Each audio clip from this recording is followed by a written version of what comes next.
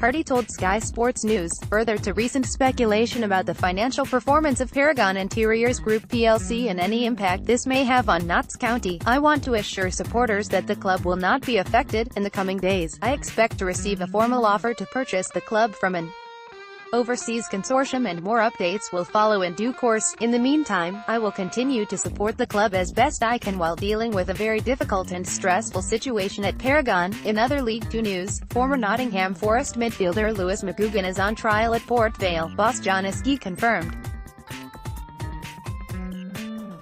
McGugan, 30, is a free agent, having been released by Northampton last January, and so can join the Valiants ahead of the final part of the season.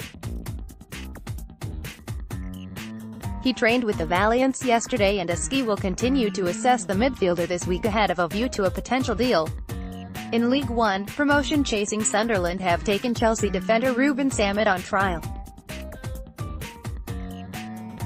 The 21-year-old midfielder played the full 90 minutes for the U23 side in their defeat to Stoke City U23s in the Premier League Cup last night.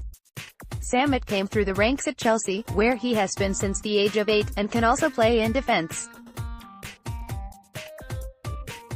After making his debut as a scholar in the 2014-15 season, Sammet has played regularly for the Blues youth teams, progressing from the U18s to the U23s. In the summer of 2018, Sammet was loaned out to Falkirk in the Scottish Championship, where he played 15 games. He has also been capped by Scotland's U21 side. Phil Parkinson has emerged as the bookmakers' favourite to make a sensational return to Bradford City. The 51-year-old is fondly remembered for his time at Valley Parade after achieving League Two promotion and guiding the Bantams to the Carabao Cup final. He left to join Bolton Wanderers in 2016, competing against City to earn championship elevation in his debut season before beating the drop last year. Parkinson has been installed as the 9-quarters favourite with Gary Bowyer in second. Meanwhile, Martin Drury is set to take temporary charge for the match at Portsmouth this weekend.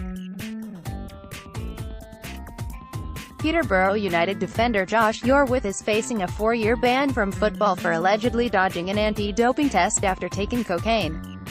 The report from the Daily Mail reads, "Testers turned up at the player's home on a weekday in September." It goes on, he had taken cocaine over the previous weekend and falsely believed that a positive test would result in a 2-year ban rather than the maximum 3 months under anti-doping regulations. Had he taken the test, he would also have remained anonymous, even if it had been positive. Yorwith's subsequent decision not to answer the door led to an FA hearing at Wembley last week when he was handed the mandatory 4-year ban for test evasion, leaving his future in the game in ruins. Although he can appeal against the sentence, Owen Oyston has officially been removed from Blackpool's board, with receiver Paul Cooper announcing the 4 people that will take over the day-to-day running of the club.